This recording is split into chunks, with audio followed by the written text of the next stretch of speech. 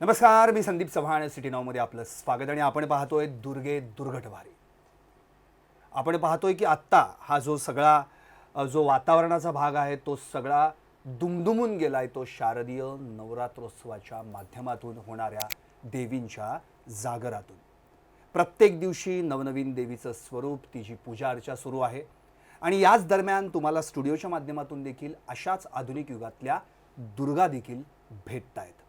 अर्थात शैलपुत्री, नंतर ब्रह्मचारिणी, नंतर कुष्मांडा, चंद्रघंटा, स्कंदमणा, कात्यायनी, कालरात्री, महागौरी आणि सिद्धिदात्री ही सगळी नवरूपं तिची पूजा अर्चा तर आपण करतोच, पण ज्या परिस्थितीने गांजलेल्या वंचित शोषित दुर्गा असतात त्यांना हात देण्यासाठी देखील अशा दुर्गा उभ्या राहतात ज्या सामर्थ्यशाली असतात आणि स्वकर्तृत्वातून स्वतःला सिद्ध करतात. अशीच एक व्यक्ती अर्थात डॅशिंग, धडकबाज आणि तितकीच हळवी मनाची पण लोकांसाठी कायम धावून जाणारी, नाव एकच ज्या माझ्या डाव्या हाताला बसलेलं आहे, यांचं नाव आहे रुपाली पाटील ठोंबरे.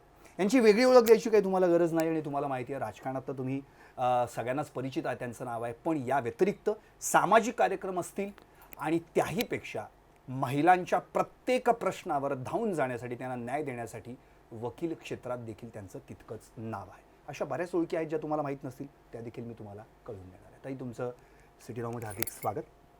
कार्यक्रमाचं नावच आहे दुर्गे दुर्घटवारी अर्थात. आणि आता भारी दुर्गा आता इथे आलेली आहे आणि ही अशी दुर्गा आहे जिने अनेक महिलांसाठी स्वतःचं दुर्गेचं रूप दाखवून तिला न्याय मिळवून दिलेला आहे.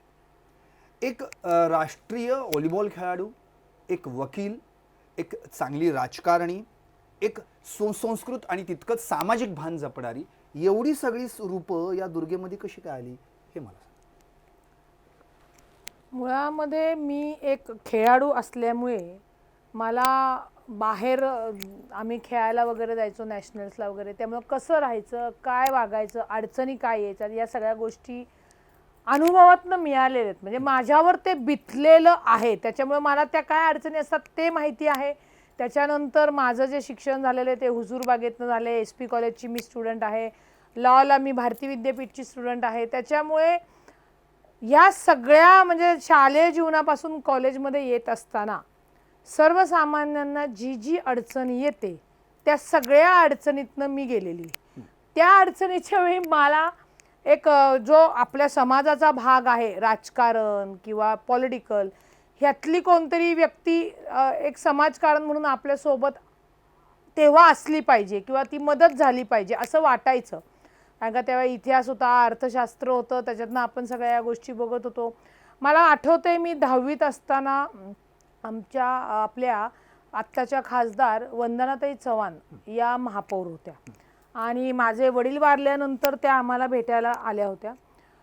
तेव्हा असं वाटलं की आपणही काय आपली सिद्धता केली पाहिजे आणि आपल्याला त्यावेळी ती मदत करणारं कोणी नाही आहे, परंतु या क्षेत्रामध्ये जर लोकांना मदत करण्यासाठी राजकारणात येत आहेत तर मग आपणच त्या क्षेत्रात का जायला नको, हा सगळ्यात मोठा भाव माझा त्यावेळी होता. आणि या संकटांना तोंड देण्यासाठी स्वतःच ऊर्जा निर्माण करायची, स्वतःचं सारथी स्वतः बनायचं. याला मला फक्त सांगावं लागेल की हे सगळं करत असताना म्हणजे मी राजकारणात प्रवेश घेत असताना माझ्या घरातनं खूप मोठा विरोध झाला होता, पण मला माझ्या आईने खूप मोठी साथ दिली. तिने तो फ्रीडम दिला म्हणजे तिने माझ्यावर जो विश्वास टाकला, नंदाताई, हां, श्रीमती नंदा पाटील, माझ्या आईचं नाव नंदा आहे, तिने जो माझ्यावर विश्वास टाकला, मग तिने जो माझ्यावर विश्वास टाकलाय घरातल्यांचा विरोध पत्करून, तो मला विश्वास सार्थ करायचा. म्हणजे एका दुर्गेने आणखी एका दुर्गेवर विश्वास टाकला आणि अर्थातच म्हणजे दुर्गेचं स्वरूप तर तिचं आपण सगळ्याच माध्यमातून पाहिलं, राजकीय वगैरे सामाजिक कार्यक्रमातून. त्यांच्या हातावर देखील महाकाली हा शब्द गोंदलेला आहे आणि मुळात खरं ना. आणि सगळ्यात महत्त्वाचं म्हणजे रुपालीताई या भले म्हणजे राष्ट्रीय खेळाडू असतील व्हॉलीबॉल, पण त्यावेळी देखील त्यांचं दुर्गेचं स्वरूप त्या ठिकाणी प्रगट व्हायचं, ज्या त्यावेळी मॅचेस खेळायला जायच्या. आणि मग काय अनुभव यायचा तो देखील मी त्यांना विचारणार आहे. नेमकं काय व्हायचं म्हणजे त्यावेळी तुमच्यातली दुर्गा कशी काय जागृत व्हायची? आम्ही सगळ्या मुली खेळायला जायचो, आमचे टीम कोच वगैरे आम्हाला घेऊन जायचे. हा विट्यामध्ये आम्हाला आलेला अनुभव तुम्हाला सांगते. आम्ही व्हॉलीबॉल बरोबर मी शूटिंग व्हॉलीबॉल सुद्धा खेळायचे. भिलवडी वगैरे या ठिकाणी जास्त मॅचेस व्हायच्या, कारण का त्या तिकडचे ग्रामीण भागातले जे चितळे दूध वगैरे लोक ती ते ह्या स्पर्धा भरवायचे. आम्ही जेव्हा विट्याच्या इथं मला वाटतं गृहमंत्री तेव्हा RR पाटील होते, आम्ही मुली सगळ्या खेळायला गेलो होतो आणि आमच्या सोबत एक जण होत्या, त्या सिनियर होत्या, परंतु त्यांच्यात आणि आमच्यात थोडे क्लेशेस झाले खेळाडू म्हणून. आणि त्यांचे पती त्यावेळी काहीतरी पोलीस खात्यात वगैरे होते आणि मग त्यांनी आमच्या मुलींना एकदमच दिला की तुम्ही गावाच्या बाहेर कसं जाताय आम्ही बघू. मग सगळ्या मुली घाबरल्या, कारण का लक्षात घ्या खेळाडू असले म्हणजे सगळ्या काही स्ट्रॉंग असतातच असा विषय नसतो. परंतु मग त्यावेळी की आता या ठिकाणी आपण कुणाकडे मदत मागायची, कसं रक्षण करायचं, एकतर आपल्याला मारामारी करावी लागेल किंवा अन्यथा जे RR पाटील तिथे आम्हाला प्रमुख पाहुणे म्हणून हे भेटले होते त्यांच्याकडे थेट जाऊन आम्ही तक्रार केली आणि आम्हाला आमचं संरक्षण हे केलं. मग ते तिथे लक्षात आलं कितीही वाईट परिस्थिती आली तरी स्वतःचं स्वार्थी स्वतः बनायचं, शोधून काढायचं, त्यांच्यापर्यंत पोचवायचं. आणि तेव्हा आम्ही जेव्हा तिथे RR पाटील या साहेबांना सांगितलं, त्यांनी तातडीने तिथं ज्या आमच्या सोबत जी महिला होती तिचे जे पती होते त्यांना जे काय सांगायचं ते सांगितलं. आमच्यातले म्हणजे आम्ही सुखरूप घरी पण पोचलो. पण हे आमच्यावर ज्यावेळी बितलं ना त्यावेळी परिस्थिती भयान होती, सगळ्या मुली घाबरलेल्या. आई वडीला एकतर आधीच त्यावेळी खेळायला पाठवत नव्हते, सांगितलं होतं कशाला जाता तुम्हाला जास्त आहे. मग तिथे कोणतरी पाहिजे ना, मग थोडं नाव वाईट झालं तरी चालेल, म्हणजे भांडखोर म्हणलं तरी चालेल, डॉन म्हणलं तरी चालेल, पण आपल्याला आपल्या मैत्रिणींचं आपल्या टीमचं रक्षण करता आलं पाहिजे की जेणेकरून आई वडिलांनी त्यांना विश्वासाने परत आपल्यासोबत सोडलं पाहिजे. आणि तो जर विश्वास नाही ठेवला असता आम्ही मुलींनीच तर आमचं पुढचं करिअरच घडलं नसतं. त्याच्यामुळे आम्ही ते डेअरिंग तेव्हापासून आम्हाला आलं की काय नाही, जायचं, करायचं, जे होईल ते होईल. काही अडचण आली, काही केसेस झाल्या तर ते म्हणतात ना बळीचा बकरा कोणतरी द्यावा लागतो, मग तो मी द्यायला तयार असायचे, कारण का पुढचं फ्युचर आमचं चांगलं होतं. नक्कीच. पण अशीच एक तुमची ताई घरी दिसली होती ती तुम्ही स्वतः भारतीय विद्यापीठात LLB शिक्षण घेत होता आणि त्यावेळी अतिरिक्त डोनेशन हा प्रकार त्या ठिकाणी तुम्हाला दिसून आणि मग तुम्ही जे मोठं आंदोलन केलं अर्थात त्यात तुम्हाला अटक देखील झाली, पण त्या न्याय हक्कासाठी तुम्ही लढलात. त्यावेळी पण दुर्गा प्रकट झाली होती, तो नेमका विषय काय होता? तो म्हणजे माझं भारतीमधनं LLB झाली आहे, पण तो विषय होता MIT कॉलेजचा.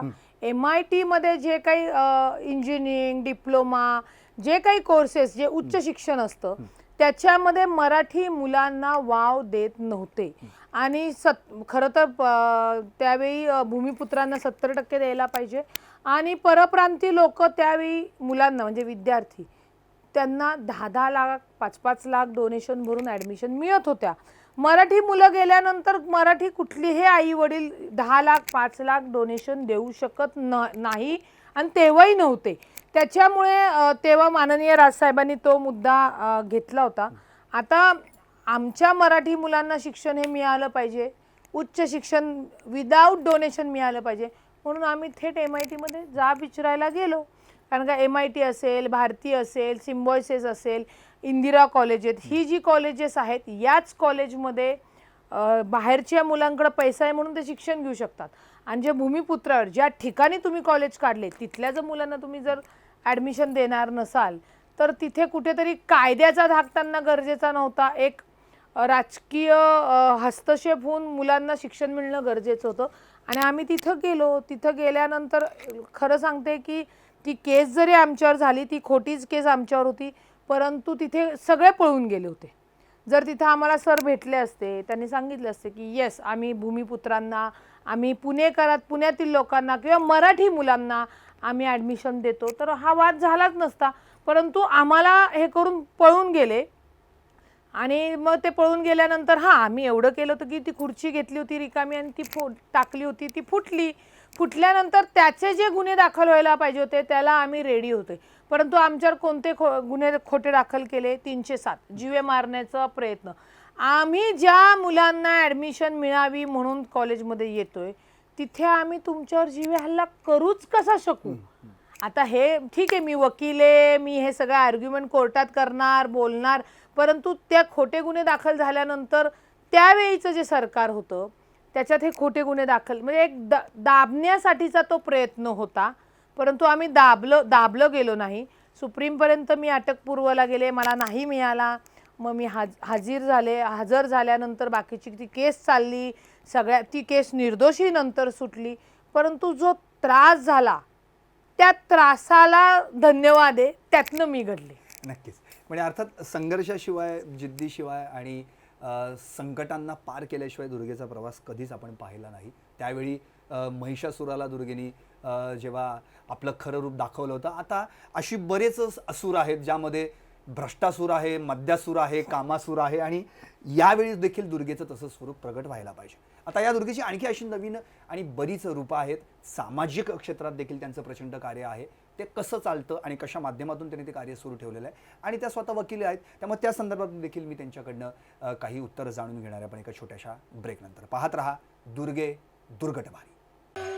शैलपुत्री तू नमोस्तुते, ब्रह्मचारिणी जयोस्तुते, चंद्रघंटा तू नमोस्तुते, कुष्मांडा तू जयोस्तुते, स्कंदमणा तू नमोस्तुते, कात्यायनी तू जयोस्तुते, कालरात्री तू नमोस्तुते, महागौरी तू जयोस्तुते, सिद्धिदात्री तू नमोस्तुते, नमो नमो नमोस्तुते, दुर्गा श्यामा जयोस्तुते, जयो जयो जयोस्तुते. आदिशक्तीची ही 9 रूप धारण करून सामाजिक, सांस्कृतिक, वैद्यकीय, राजकीय, शैक्षणिक, औद्योगिक आदी विविध क्षेत्रात आघाडीवर असलेल्या आधुनिक युगातल्या महिलांच्या मुलाखती पहा. खास शारदीय नवरात्रोत्सवानिमित्त फक्त सिटी नाऊवर. दुर्गे दुर्घटभारी. पुण्यासह पिंपरी चिंचवडमध्ये विविध केबल नेटवर्कवर पाहता येणारं एकमेव local channel city now. GTPL 469, Hathway 534, INPCMC 452, city cable 92 आणि ICC 715. केबल नेटवर्कसह यूट्यूब, फेसबुक, इंस्टाग्राम या सोशल मीडियावरही पाहत रहा सिटी नाऊ.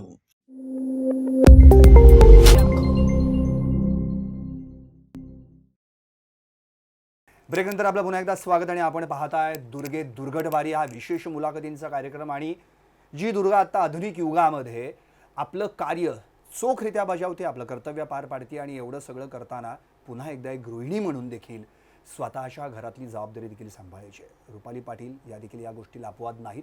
अर्थात त्यांच्याकडे आणखी एक महत्त्वाचा जो मुद्दा मला जाणून घ्यायचा आहे तो म्हणजे त्या झाशीची राणी प्रतिष्ठान. म्हणजे 2008ला त्याची स्थापना झाली आणि तिथपासून आतापर्यंत मग त्यामध्ये झाशीची राणी सेना देखील असेल, असे विविध उपक्रम त्या राबवत असतात.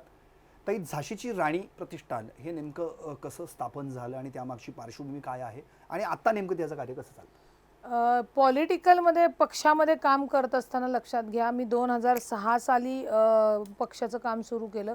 तिथे लक्षात आलं की पक्षामध्ये आपण एका चौकटीत बांधलं जातो. म्हणजे दुसऱ्या महिलांना न्याय देताना आपल्याला त्या पक्षाच्या काही त्यांचे जे नियम असतात ते पाळावे लागतात, मग मदत करू शकत नाही.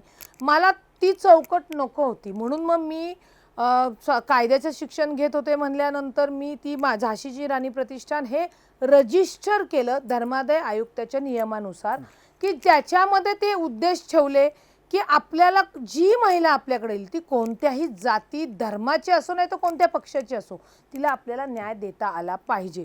आणि मग तेव्हा ते रजिस्ट्रेशन केल्यानंतर माझ्याकडं अनेक वेगवेगळ्या महिला म्हणजे महाराष्ट्रातनं एकतर माझ्या ऑफिसला येऊन माझ्या जनता दरबारमध्ये तक्रारी अर्ज देतात किंवा मला फोनवर त्यांची तक्रार देतात. म्हणजे माझा जो 9326004080 ना हा लोकल नंबर झालेला आहे. म्हणजे रात्री 1 बघू नका, 2 बघू नका, तेव्हा ते कॉल करतात.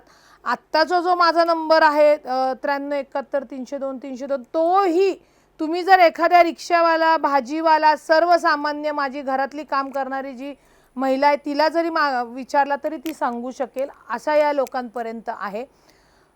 हा नंबर मला लोकांपर्यंत पोहोचवण्याचं कारण की त्यांचा प्रॉब्लेम सुटेल तेव्हा सुटेल, परंतु त्या अडचणीच्या वेळेला तेव्हा ज्या मला फोन करतात आणि मी जे 2 शब्द त्यांच्याशी बोलते त्यांना कुठेतरी ते समाधान वाटतं. म्हणजे एखादा जीव देण्याच्या मनस्थितीत असतो आणि मग त्याचा मला फोन आल्यावर तो मला म्हणतो, ताई मी वैतागलो, आता मी आत्महत्या करणार, मला नाही हे जमते. तर मला तिला सांगावं लागतं आत्महत्या करून तुझा प्रॉब्लेम सॉल्व्ह होणार आहे का? 2 दिवसांनी माझ्याकडे ये, आपण तो विषय काय आहे ते बघू आणि जेवढा तुझा विषय सॉल्व्ह करता येईल तेवढा मी तुला करून देते. आणि लोकांना आता विश्वास बसलाय की कुठं नाही उत्तर मिळालं अडचणीचं तर रुपालीताईकडे काहीतरी उत्तर मिळेल त्या आशेने लोक येतात. आणि ते 2008 पासून जे सुरू आहे ते आजपर्यंत आहे. म्हणजे आता मी कंटाळते, ते फोन घेऊन मी कंटाळते आणि मी लोकांना म्हणते मला थोडासा 2 दिवस मी आजारी आहे, मला आराम करायचा आहे, आपण त्याच्यानंतर तुमचा प्रॉब्लेम सॉल्व्ह करू. कारण का तो व्हॉल्यूम वाढला, आधी तो कमी होता, आता तो व्हॉल्यूम वाढला आणि प्रत्येकाच्या अपेक्षा पूर्ण करत असताना थोडी तारेवरची कसरत होते. पण पर्याय नाही, माझी जी टीम आहे, माझ्या ज्या महिला आहेत आणि मला स्वतःला एकटीला घडायचं नाही आहे, माझ्यासोबत माझी जी सहकारी आहेत, माझ्या ज्या मैत्रिणी आहेत ज्या माझ्यासोबत, म्हणजे मी त्यांना जशी मी कार्य करतायत तसे तेही कार्य करतायत, परंतु ते माझे सहकारी आहेत, मला त्यांना घेऊन पुढे जायचं आहे. म्हणजे मी त्यांना म्हणते की मी हा प्रॉब्लेम सॉल्व्ह करण्यापेक्षा तू प्रॉब्लेम सॉल्व्ह कर, तू 4 जणांचे प्रॉब्लेम सॉल्व्ह केल्यानंतर माझ्यावरचा भार हा कमी होतो. अजून 4 मुली तयार होतात, 4 महिला तयार होतात आणि त्या महिलांचा मला कारवा तयार करायचा आहे. मला एकटी रुपाली पाटील करतीये आणि तिला सगळं मिळते आणि तिची वाहवा करणं, त्याच्यापेक्षा अनेक दुर्गा माझ्यासारख्या घडलेल्या आहेत आणि त्या त्यांचा प्रॉब्लेम सोडवत आहेत. कारण का अडचण फक्त काही रुपाली पाटील किंवा ठराविक लोकांना येत नाही, प्रत्येक महिलेला येते. मग तिला तिचा प्रॉब्लेम सोडवण्याची ताकद, त्याचं स्किल जर मिळालं तर ती तिच्या घरातल्यांसाठी तिची ती दुर्गाच असते. म्हणजे प्रत्येकजण आपल्या महिलेला ते स्थान देतात, तेव्हा त्या देत असताना घरातल्यांचा तो सपोर्टही गरजेचा असतो. तर मी एक घरातली म्हणून तेवढा सपोर्ट देण्याचा प्रयत्न सगळ्या महिलांच्या ह्याच्यातनं करते. नक्कीच. झाशीची राणी प्रतिष्ठानच्या माध्यमातून रुपालीताई नेमकं काय काम करतात, महिलांना कसा धीर देतात, आधार देतात आणि त्यांचे प्रश्न देखील सोडवतात हे देखील आपण ऐकलं. अर्थात त्या राष्ट्रीय व्हॉलीबॉल खेळाडू आहेत आणि आत्ता आपण पाहतोय की एशियन गेम्समध्ये जास्तीत जास्त मुलींना म्हणजे महिला खेळाडू देखील खूप चांगल्या पद्धतीने अगदी गोल्ड मेडल देखील घेताना आपण पाहतोय. रुपालीताई, आता असं वाटत नाही की आपण देखील पुन्हा एकदा व्हॉलीबॉल हातात घ्यावा आणि मैदानात उतरावं, असं काही आता काही नवीन काय करणार आहात? नाही, आत्ता बॉल जरी हातात घेतला तरी पहिल्यासारखा परफॉर्मन्स होत नाही, परंतु ज्या मॅचेस होतात त्या मॅचेसला आम्ही खेळतो. आत्ता आमची जी बॅच आहे त्या बॅचला एकत्र आणण्यासाठी स्पर्धा भरवल्या जातात. मग झाशीच्या राणीवर आम्ही ती टीम मी खरेदी करते, त्या टीममध्ये माझ्याच त्या मैत्रिणी असतात, त्यांना आम्ही घेऊन अपोजच्या ज्या महिला टीम्स असतात त्याच्याबरोबर खेळतो. परंतु आता तो परफॉर्मन्स म्हणजे जो स्टॅमिना आहे तो राहिलेला नाही आहे. झाशीच्या राणीच्या ह्याच्यामध्ये मी अनेक खेळाडू, म्हणजे मी घडलेच खेळाडू म्हणून, त्याच्यामुळे ह्या राजकारणामध्ये मी टिकले तर मी म्हणेल त्याचं श्रेय हे मी खेळाडू आहे म्हणून. तुम्हाला खेळायचं कसं हे चांगलं माहिती आणि खेळवायचं कसं हेही तेही चांगलं माहिती आणि समोरच्याने आपल्याला चितपट केल्यानंतर त्याला परत चितपट कसं करायचं हेही ते कौशल्य खेळाडूमुळं हे झालेलं आहे. त्याच्यानंतर राजकारणामध्ये जो नाही म्हणलं तरी स्त्री, तिचं स्वातंत्र्य, तिची सुरक्षता, ह्या गोष्टी मला त्या खेळामुळे अवगत झाल्यात आणि मी माझी सुरक्षता करणार. मला माझा भाऊ, माझा नवरा, माझ्या घरातले किंवा माझी मित्रमंडळी माझ्या सुरक्षतेसाठी नको आहेत. त्यांनी त्यांची सुरक्षता केली तरी खूप झालं किंवा त्यांनी त्यांच्या घरातल्या महिलांची केली तर जास्त फायदा आहे, बेनिफिट आहे असं माझं मत आहे. झाशीच्या राणीतनं मी नुसत्याच महिला नाही तर माझ्याकडं म्हणजे सासूची पण तक्रार येते, सुनेची पण तक्रार येते, नंदेची पण तक्रार येते. त्याच्यात मला पाहावं लागतं की कोणती महिला ही खरी आहे तर आपण न्याय केल्यासारखा होतो.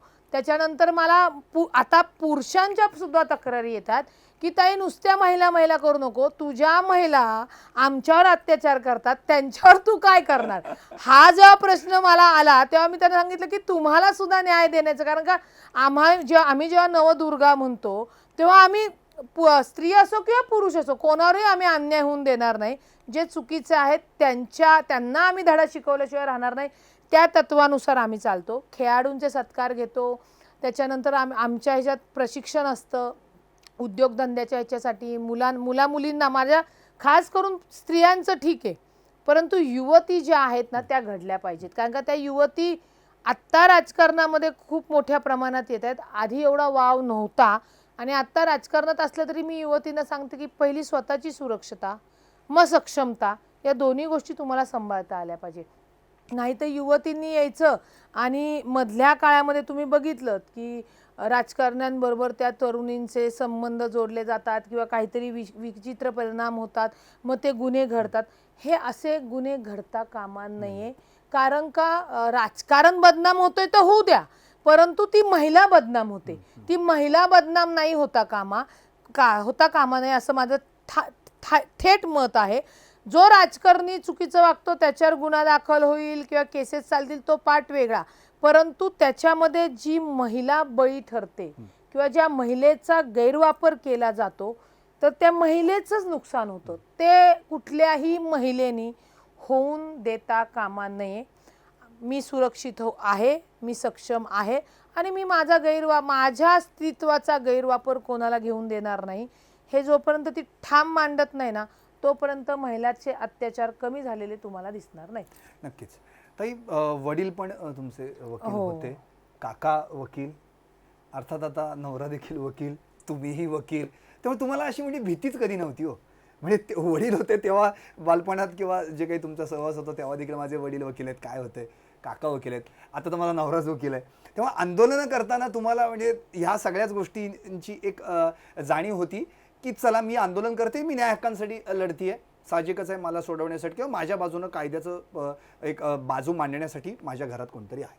पण आता तुम्ही स्वतः वकिलात आणि तुम्ही अशा वेळी इतरांसाठी देखील न्याय हक्कासाठी लढता. अशा वेळी आपल्या नवऱ्याची किंवा वडिलांच्या वकिलीची कधी आठवण येते का? त्यांची कधी मदत होते का? काय सांगता? मदत म्हणजे खूप मोठी मदत होते. माझे वडील वकील, माझे काका वकील, त्याच्यामुळे मला आणि मी कायद्याचा अभ्यास करत असतानाच राजकारणात आले.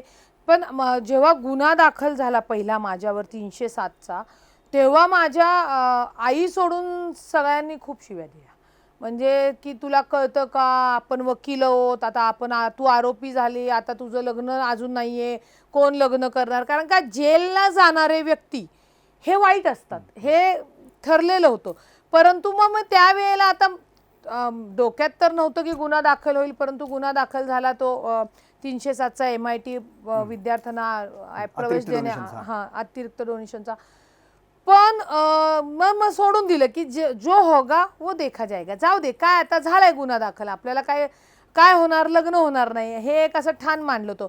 परंतु तुम्हाला मी सांगते, मी बाहेर आल्यानंतर ज्या मुलांसाठी आम्ही आंदोलन केलं त्या पालकांनी आम्हाला डोक्यावर घेऊन नाचले आणि तिथनं आमची कारकिर्दी सुरू झाली. म्हणजे मला नवरा वकील भेटला, माझा बेनिफिट एवढं झालं की माझी फी वाचली, लीगल म्हणजे पटापट त्रास वाचला, त्याची प्रोसिजर लवकर होणं, लवकर सुटणं, या गोष्टी. कारण का नॉर्मली वकील ते दाखल करा, मग 8 दिवसाची तारीख, मग 4 दिवसाची तारीख, हे अशी झंझट नव्हती. आणि वकिली करत असल्यामुळे वडिलांमुळे सगळे जजेस माझे वडीलच मोठे क्रिमिनल पुण्यामधले नामवंत वकील होते म्हणल्यानंतर जजेस ओळखत होते की अरे ही चंदूची मुलगी आहे आणि अरे ती या पक्षात काम करते आणि तिच्यावर असं झाले, तर तेही ते विचार करायचे. म्हणजे तो खोटा गुन्हा दाखल झाला हे तिथं न्यायालयाच्या न्यायाधीशांच्या, तिथल्या जो काही सरकारी वकील आहे त्यांच्याही लक्षात यायचं. तो वकील असल्याचा बेनिफिट मला नक्कीच झालेला आहे. आणि उलट वकील असल्यामुळे मला समोरचा किती खरं बोलतोय, किती खोटं बोलतोय, त्यांनी दिलेले पुरावे ते मी तपासून घेऊ शकते. तेवढी ती अभ्यासाची शक्ती म्हणा किंवा ते वकिलीचा मला नक्कीच फायदा झालाय आणि त्याच्यामुळेच मी एवढी छान बोलू शकते. परंतु मी हे तुमच्यासमोर बोलताना कधी कधी ॲग्रेसिव्ह होते, चिडते किंवा आंदोलनात होते, पोलिसांशी वादावाद होतात. मी कोर्टात तशी भांडत नाही. कोर्टामध्ये जजेस समोर टिपिकल आर्ग्युमेंट्स आणि त्या पद्धतीने. चला, आता हे कोर्टातलं झालं. बरं, आता आपण जरा त्यांच्या घरातलं भांडण होतात का त्याच्यावर विचार करूयात. आणि की विजयसिंह भाऊ पण देखील वकील, तुम्ही पण वकील, घरात नेमकी वकिली कोणाची चालते? माझी. अच्छा, म्हणजे तिथं दुर्गेचं स्वरूप प्रगट होतं. तिथं करावंच लागतं. कारण का लक्षात घ्या की ज्या ऐकताय ना, म्हणजे डायरेक्ट नाही, त्यांना माहिती आहे त्या गोष्टीचं आणि ते मला नेहमी म्हणतात की हे तू का सांगत असते. तर मी सांगितलं पाहिजे. विजय ठोंबरे जरी मोठे वकील असले तरी ती वकिली त्यांची कोर्टात असते. सामाजिक भान असणं, समाजातल्या अडचणी, तो ज्याच्यावर गुन्हा दाखल झालाय किंवा जो आरोपी आहे, त्या सगळ्या गोष्टीचा कनेक्ट हा ॲडव्होकेट ठोंबरेंपेक्षा माझा जास्त आहे. त्यामुळे मी कधी कधी माझ्या नवऱ्याला म्हणते अरे त्या आरोपीचं पण ऐकून घेतलं पाहिजे ना, की बाबा कशामुळे त्याला त्या गोष्टी झाल्या. म्हणजे आता या मुद्द्यावर त्यांचं उत्तर असेल नो आर्ग्युमेंट्स. नाही ते त्याच्यावर त्यांचं असतं की ते मी कोर्टात मांडणार, जजनी घेतलं तर ठीक आहे, नाही तर नो आर्ग्युमेंट्स. बरं. तो विषय आता होतो. आता तुम्ही दोघं वकील आहात, पण ही वकिली बाजूला ठेवून जरा असं नवरा बायको म्हणून असं काहीतरी एक मनोरंजन असं कधी घरात काही काही होतं का नाही? नाही का आता फक्त तुझी केस काय माझी केस काय नाही, आणि नाही, दुसऱ्यांच्या काय केसेस आहेत? तो घरात गेल्यानंतर केसेसचे विषयच काढत नाही. फक्त वेळ खूप आम्हाला कमी मिळतो. तो मुलाबाळांसोबत घालवणे, बोलणे या गोष्टी असतात. बाकीच्या त्याच्यामध्ये मग बाहेरचे विषय आणतच नाही. जर बाहेरचे विषय आणले तर इकडं माझी वकिली सुरू होते, इकडे त्याची वकिली सुरू होते आणि मग जजेस नसतोच.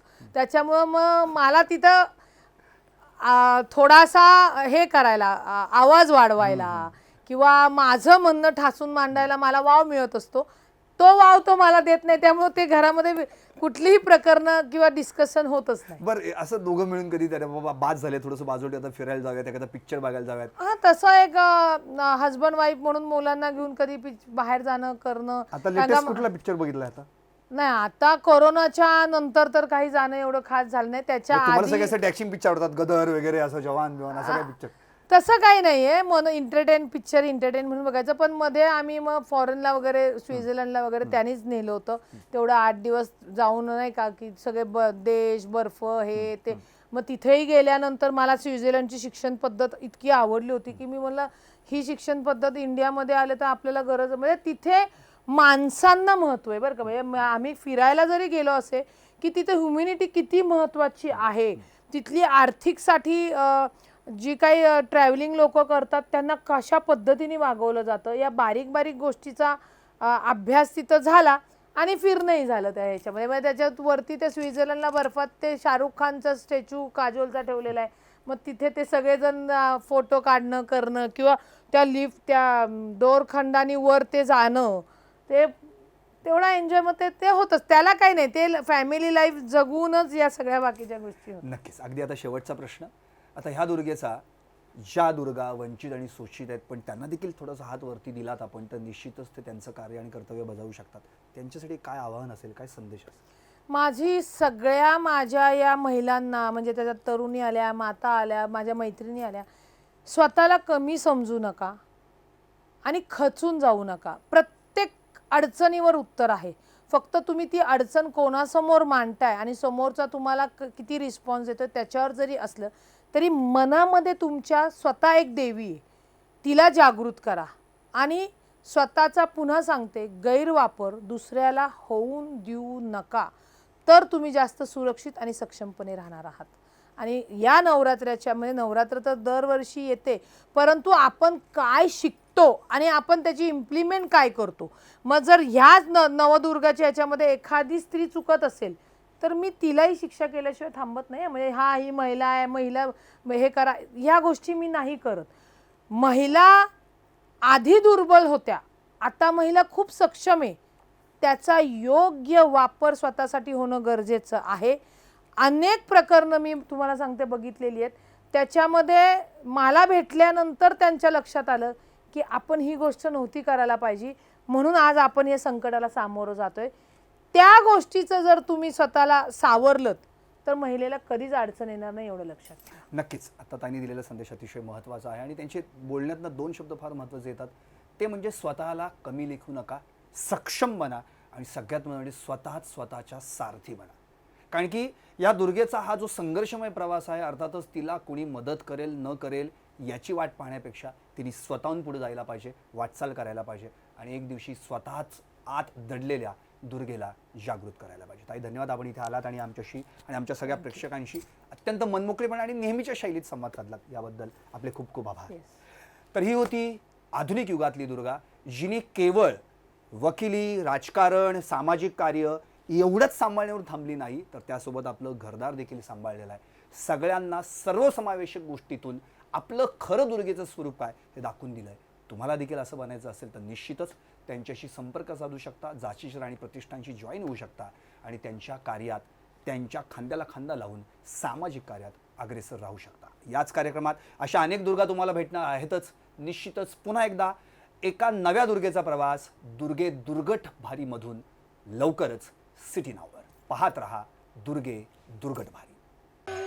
शैलपुत्री तू नमोस्तुते, ब्रह्मचारिणी जयोस्तुते, चंद्रघंटा तू नमोस्तुते, कुष्मांडा तू जयोस्तुते, स्कंदमणा तू नमोस्तुते, कात्यायनी तू जयोस्तुते, कालरात्री तू नमोस्तुते, महागौरी तू जयोस्तुते, सिद्धिदात्री तू नमोस्तुते, नमो नमो नमोस्तुते, दुर्गा श्यामा जयोस्तुते, जयो जयो जयोस्तुते.